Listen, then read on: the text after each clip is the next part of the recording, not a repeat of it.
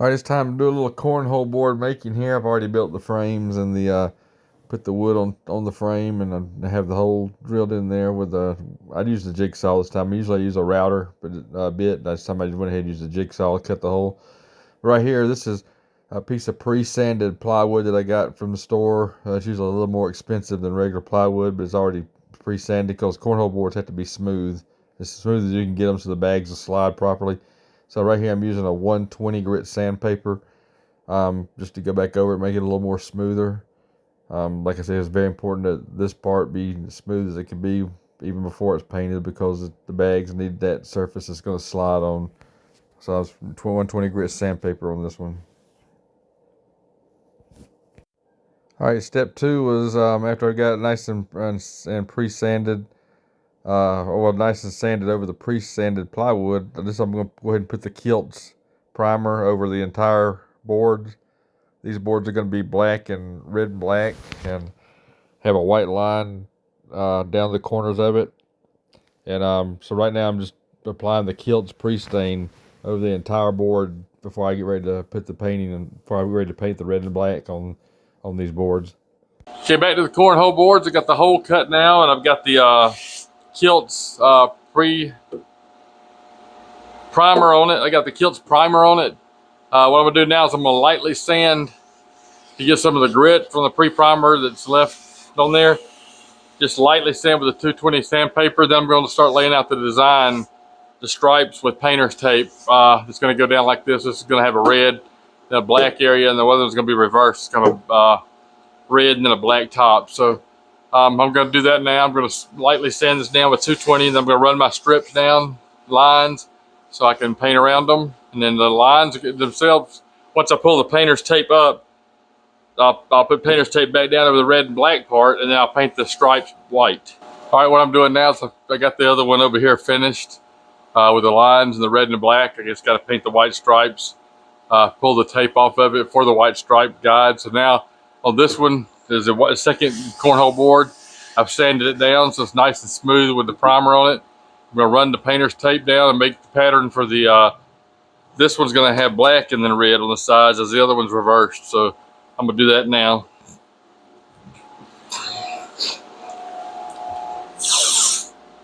I'll roll the tape down here just a little way. Usually I get the double tape, the wider tape, but I didn't have any, so I'm just going to double up on the single tape. This is frog tape, which is a lot better than the blue tape in my opinion on doing this stuff, because it doesn't bleed through and it peels off a lot easier without pulling the paint off. So I'm going to make that stripe there. And I'm going to cut about right here. Pull that off. Down to the other end down here, I'm going to do the same thing. I'm going to cut down here. Get that pulled off. And since I don't have the wider tape, like I said, I'm using the smaller single. I guess it's an inch instead of 2-inch tape. So I'm going to line this off and make my own 2-inch tape. I'm going to do the same thing I did here. Because this line, under this green tape is representing where the white line is going to be. It's going to be divided in the black. It's going to be divided in the black and red areas. So cut the edge down here.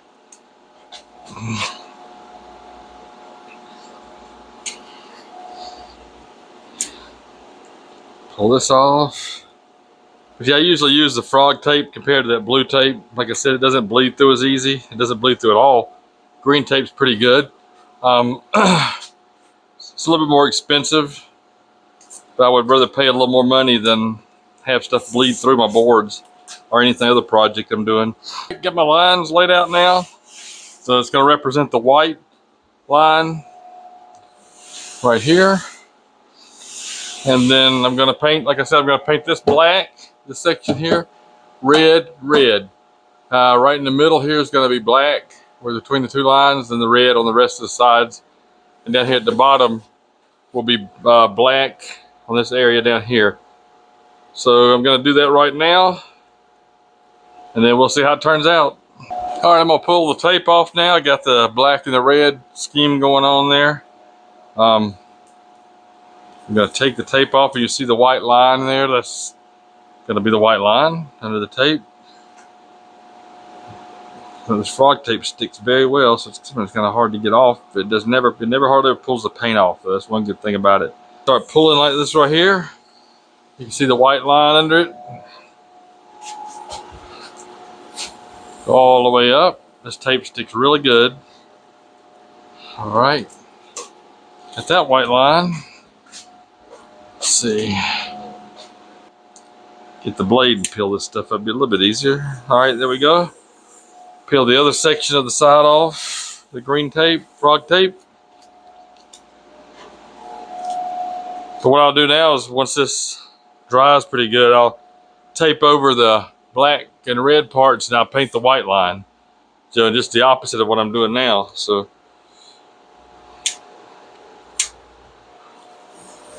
all right, coming right off. Down there.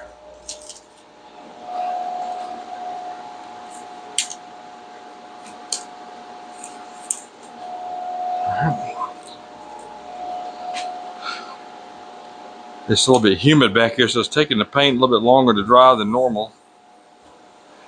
Here's some thunder outside, so I guess there's another storm coming.